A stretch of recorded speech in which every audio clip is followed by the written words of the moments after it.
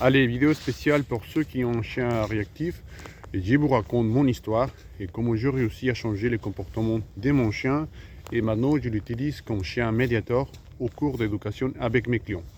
Bien sûr, je ne peux pas le faire dans seulement 10 minutes. C'est pour ça que je vous invite à aller voir ma formation complète en commentaire afin de travailler par vous-même et chez vous.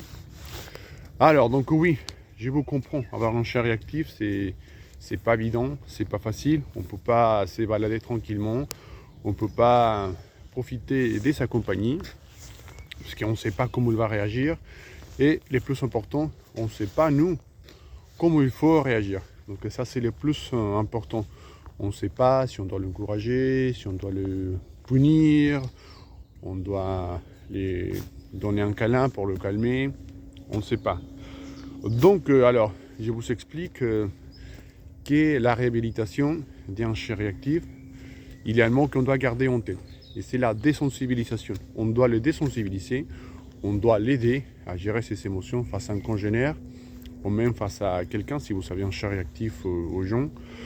Mais on ne peut pas le faire juste comme ça. D'abord, on doit utiliser une structure de travail. Voilà l'importance de travailler avec une méthode afin d'utiliser cette structure pour l'aider à gérer ses émotions. Donc bon, ça c'est une partie de ma formation, c'est pour ça que je vous invite à aller voir les liens. Mais quelque chose aussi important concernant la réactivité, c'est la stabilité mentale en fait.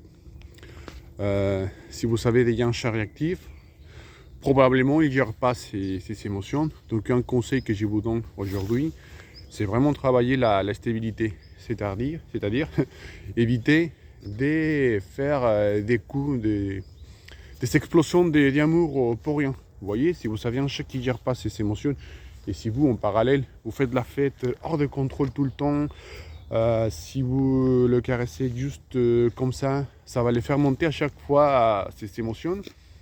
Et il ne pourra pas apprendre à gérer ses émotions. C'est lié à la structure qu'on vient de parler. Moi, personnellement, afin de travailler l'autocontrôle et la gestion des émotions, moi, j'utilise l'obéissance, mais plutôt l'obéissance par plaisir.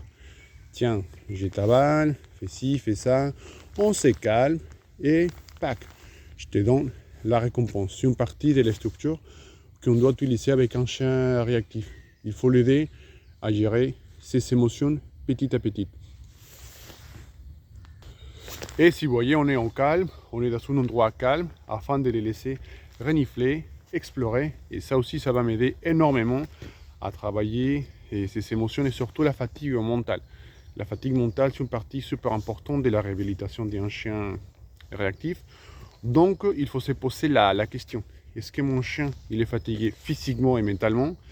Si ce n'est pas le cas, comme je vous disais tout à l'heure, on est en train de perdre quelque chose de super important par rapport à la réhabilitation. Donc n'hésitez pas à se poser la question pour vérifier si notre chien est bien canalisé ou pas. Et voilà, c'est ça les conseils d'aujourd'hui. Autocontrôle, il faut garder son comportement calme, et stabilité et structure de travail. Ne vous inquiétez pas, apparemment c'est beaucoup, mais non, c'est hyper simple.